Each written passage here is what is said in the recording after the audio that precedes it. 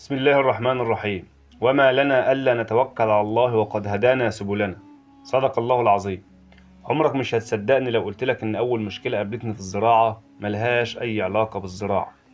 أول مشكلة كانت مواجهة الجمال، وكمل معانا للنهاية لأن في آخر الحلقة هتفهم ليه سمينا الحلقة دي رحلة إلى حافة الأرض. السلام عليكم ورحمة الله وبركاته. معكم رجل من أقصى المدينة. النهاردة يا رجال المدينة ده أول خطوة عملية في أرضنا على أرض الواقع. لما فكرنا نبدأ نزرع الأرض قابلتنا أول مشكلة الجمال. الجمال هنا بتمشي في أي وقت، ولو ما حمتش أرضك ممكن تلاقي زرعك راح في لحظة. سألنا إيه العمل؟ قالوا لازم تعملوا سور سلك شائك حوالين الأرض. بس بصراحة الموضوع ما كانش بالحسبان، لأنه مكلف ومفيش منه عائد مباشر، بس لازم يتعمل عشان نحافظ على تعبنا. طب وبعدين؟ السور ده محتاج خشب حوالي 150 خشبة، يعني نقل ومصاريف وشغل كتير، والنقل بس كان هيكلفني الواحد 12,000 جنيه. ما كانش قدامنا غير حل واحد، إننا نشتغل جماعي. الأستاذ فايز أنشأ جروب وجمع الناس، واتكونت مجموعة الحمد لله ناس محترمة ومتفاهمة، وكل واحد فينا خدم من مكانه. الأستاذ عوض صمائيل في طور سيناء راح عمل التصريحات، واللي قريب من العمار راح شاف الخشب بنفسه، واللي عنده فكرة ساهم بيها. يعني الشغل ما كانش بإيد واحدة، لكن بعقول وقلوب كتير متجمعة على الهدف واحد، إننا نبدأ صح. بدأنا نسأل وندور نجيب منين الخشب ومنين السلك. الأستاذ سيف قال إن الخشب بيجي من مكان اسمه العمار، والعمار ده في بنها، وسبحان الله اسمها لوحده فيه معنى. العمار أول خطوة كانت من العمار. بشرة خير إن شاء الله. هسيب لكم اللوكيشن في وصف الفيديو. لفينا وسألنا ناس كتير لحد ما وصلنا للحاج وحيد، راجل محترم وأمين. ادانا الخشبة اللي انتوا شايفينها دي ب55 جنيه على أرضها، وحاجة فعلا فوق المتوقع. دفعنا العربون وخدنا ميعاد التحميل. وأنا رايح أجيب الخشب كنت بصراحة قلقان جدا. الناس اللي معايا كلفوني بالمشوار، وكل واحد فيهم مستني يسمع مني إن الدنيا تمام. كنت خايف ألاقي الخشب مش هو اللي اتفقنا عليه. قلت يا رب ما يطلعش الموضوع فيه غش أو تغيير. لكن سبحان الله لما وصلت وشفت الخشب اتفاجئت، طلع أفضل من اللي اتفقنا عليه بكتير. اسمع كده. انت تصدق بالله؟ لا إله إلا عارف ان الله. انا كل ما بجيب شويه خشب واستعدل فيهم شويه واصنف فيهم شويه حبيبي. اروح موقفه. حبيبي الله يخليك. والله عشان خاطرك مش عشان حاجه. عرفت وقتها إن ربنا كان بيطمني بطريقته، وإن اللي بيخلص في نيته ربنا عمره ما يخيب أمله.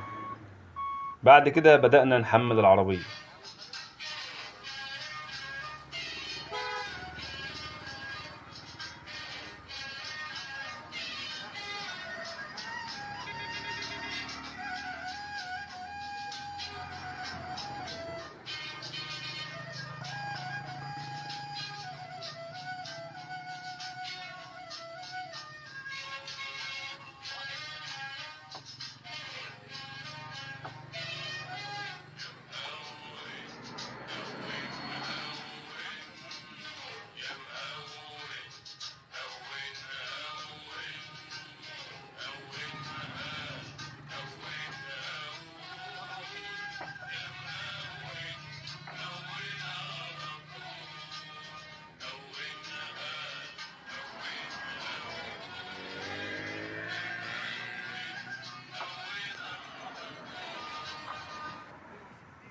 يمكن الزمن اتغير، بس الحكاية هي. زمان كانوا بيشدوا حبال المركب على ضفة النيل، والنهاردة احنا بنشد الحبال حوالين عربية الخشب.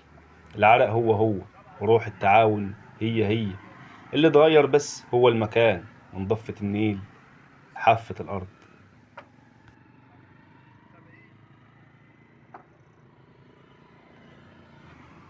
الحمد لله حملنا العربية ب1000 قطعة خشب. بصراحة الخشب كان ظالم العربية، شكلها كانت بتصرخ من الحمل. بس كرم ربنا ان كان معانا سواق اسمه محمد الحوب، راجل صبور وباله طويل. يعني لو اي حد غيره كان زمانه سابنا في نص الطريق. سايب لكم رقمه في الوصف، واي استفسار انضم لجروب القناة واسأل. بعد ما حملنا الخشب رحت على محل ادوات وعدد، اشتريت شواكيش وبراويط وكواريك وازاميل كل اللي هنحتاجه في الطريق والشغل. وانا في بينها كمان اشتريت مرتبة كويسة ب2200 جنيه وبطانية. حطينا كل الحاجات دي على العربية وربطناها كويس وانطلقنا من بنها يوم الخميس الساعة 3 عصرا. الطريق كان طويل وانا ماشي بدأت اصور الطريق، الزرع الاخضر، الجو جميل كله حياة. خرجنا بره القاهرة المدينة اللي دايما صاحية حتى وانت نايم. زحمتها مش بس في الشوارع، دي كمان في دماغك، كأنك عايش في سباق. كل يوم بتصحى تكمل نفس اللفة، صوت الكلاكسات، شوش الناس المستعجلة، والعمارات اللي مزنوقة في بعضها. كل ده بيضغط على صدرك، وعشان اتعودت مبقتش حاسس. بس لو وقفت لحظة وسألت نفسك هو أنا عايز أكمل كده ولا ممكن أبدأ من جديد؟ أنا خدت القرار، قررت أسيب الزحمة، مش بس زحمة المرور، لا، الزحمة اللي في روحي.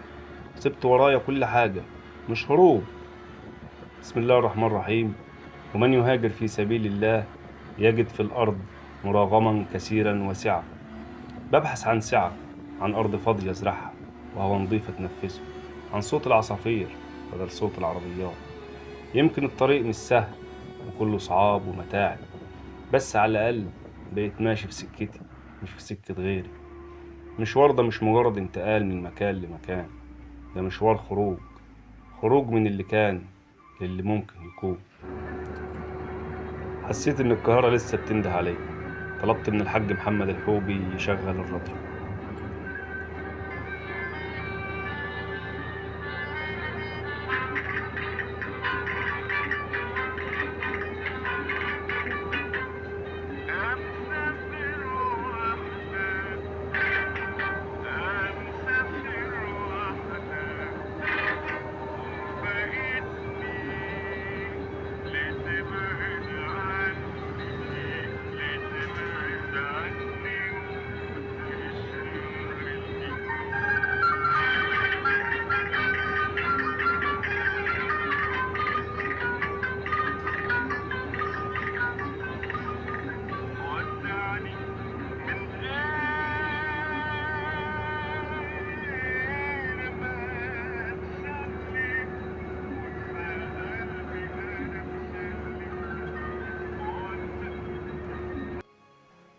كل واحد فينا سافر لوحده مرة.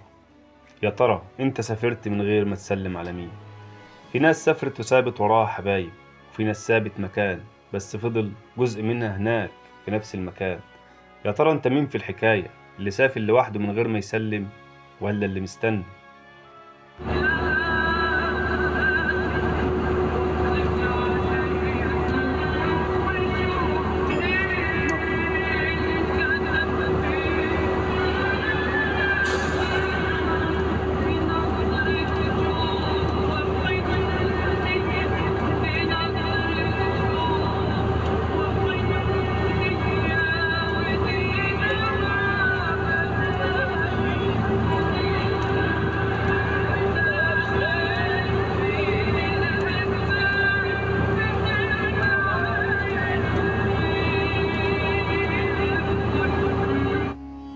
الحمد لله وصلنا السويس.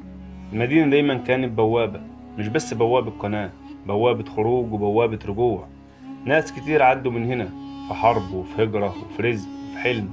السويس مش مجرد محطة في الطريق، دي بداية التغيير الحقيقي. السويس كانت بوابة لناس زمان، وهي بوابتنا النهاردة. اللي لسه قلبه بيقول له ارجع ممكن يتفضل ينزل هنا، بس اللي لسه نفسه يشوف سينا واللي عايز يعرف الطريق يكمل معانا.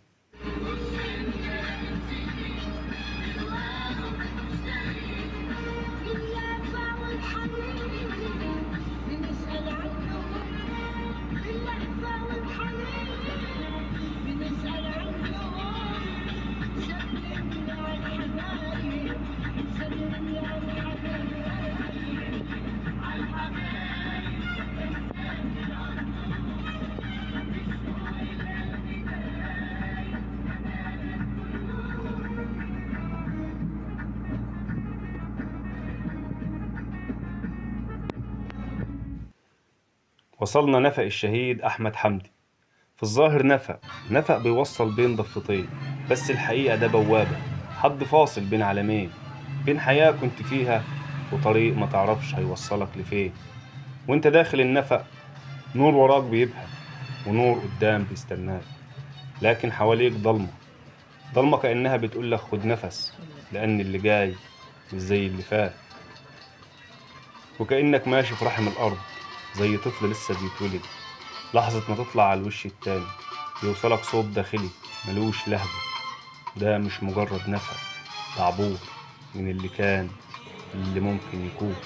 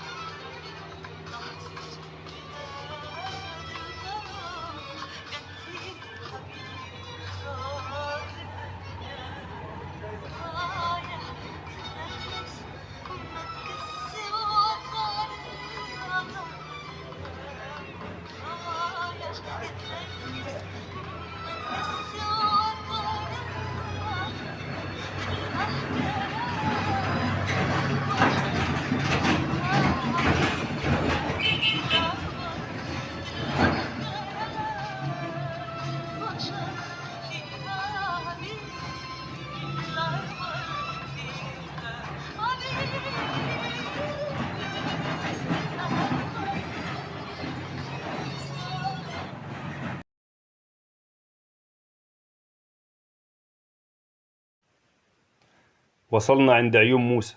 سبحان الله، الاسم لوحده كفاية يخليك تقف شوية. المكان هادي والجو له رهبة غريبة.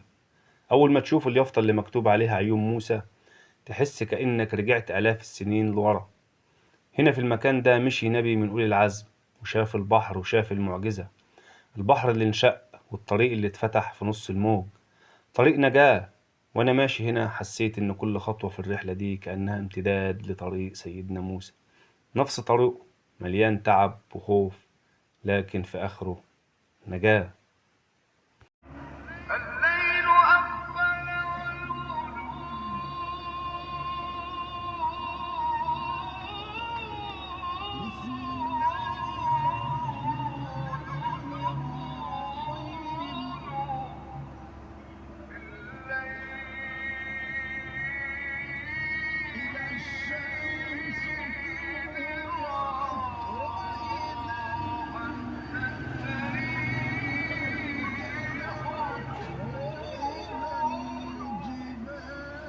سيرت وإذا العشاء طلت وإذا الوحوش حشرت وإذا البحار سجرت وإذا النفوس زوجت وإذا الموءودة سئلت بأي ذنب قتلت. الحمد لله وصلنا عند كمين النبي صالح. الساعة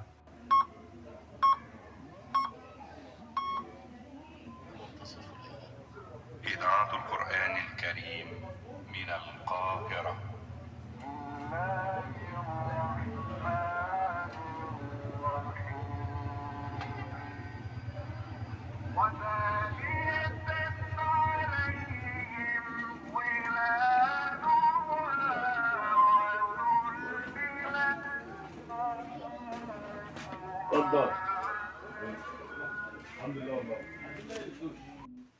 ما كانش ينفع نكمل في طريقنا عشان كان في حظر على الطريق للعربيات النقل.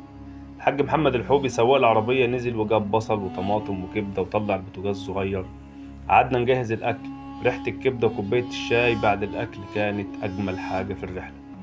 الساعة وصلت 4 الفجر، قلنا بسم الله وكملنا طريقنا. وصلنا التجمع.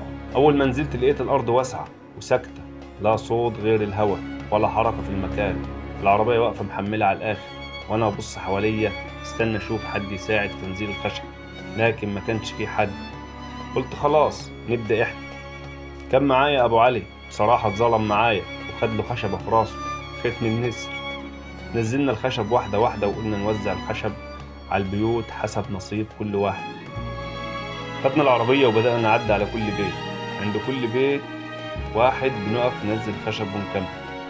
بعد حوالي ساعة حسيت إن المكان بدأ يتنفس، الناس بدأت تيجي من السفر والحياة بدأت تدب في المكان.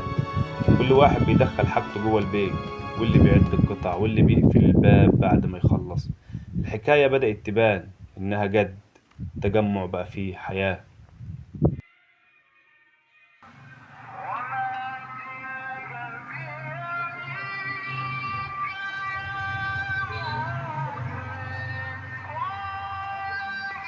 سبحان الله، سيدنا موسى شاف في العصا مجرد عصا، لكن ربنا كان شايف فيها معجزة.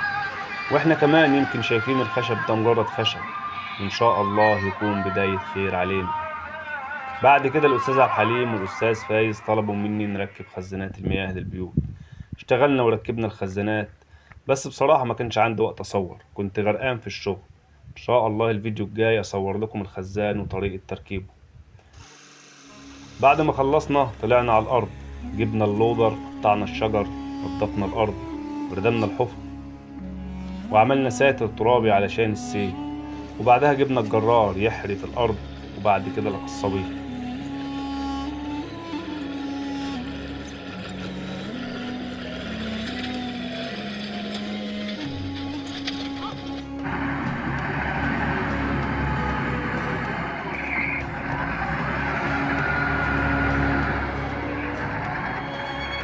يوم طويل لكن جميل. رجعنا البيت واحنا جعانين، ولقينا عم وجدي واقف بيقول: يلا يا رجالة الأكل جاهز. انت عامل ايه النهاردة يا عم وجدي على الأكل؟ ايه المنيو النهاردة؟ بتعمل ايه يا عم وجدي؟ زي ما انت شايف بنطبخ. تطبخ ايه ان شاء الله النهارده؟ ايه المنيو بتاع النهارده؟ منه سلطة شكشوكة، نعمل شكشوكة. ايه رأيكم يا جماعة؟ ايه رأيكم في الشغل ده؟ ها؟ شوف احنا بادئين منين؟ من الصفر، عشان ما حدش يقول اصل انا عايز وظيفة. انا راجل عندي 55 سنة ولسه ما اتجوزتش، بكون نفسي. احنا لسه جايين من الارض دلوقتي، بنعمل الغدا، تمام؟ فاحنا ناس سننا كبير. فين الشباب اللي عايز؟ لازم تتعب عشان تلاقي. يعني انا راجل كبير عندي 55 سنة، يعني فين بقى؟ انا عايز اعرف فين الشباب. في برضه شباب معانا هنا اهوت من المنيا بيفحطوا بيوضبوا لنا التجمع، وجايين من اخر الدنيا برضه. وإيد بتزرع وإيد بتبني عشان نعمر سينا. وتحيا مصر. تحيا مصر ورجالة مصر. احنا في سينا، احنا في سينا في وادي سعاد. يعني عايزين نتفرج على الشباب كده، مش الناس العواجيز اللي تيجي. صح ولا ايه؟ بس ايه رايك في كوبايه الشاي ديت؟ والله سكتة بعد تعب واكل. ده شاي فلاحي اصيل بقى. تعال اشرب الشاي معانا. الراجل ده من اقصى المدينه اللي بيصور. الحمد لله، لقمة بعد التعب ليها طعم تاني خالص. وعايز اقول لكم على حاجة، العمل الجماعي هو السر. سر ان الكل يشيل معاك في الحمل، وان تعرف تاخد خطوتك، وان المستحيل يبقى طريق مفتوح. ايد واحدة ما بتبنيش ارض ولا بتزرع، لكن قلوب كتير بتبني حياة. عايزينك تقول كلمة للمشاهدين يا عم وجدي. قول لهم عقبال عندكم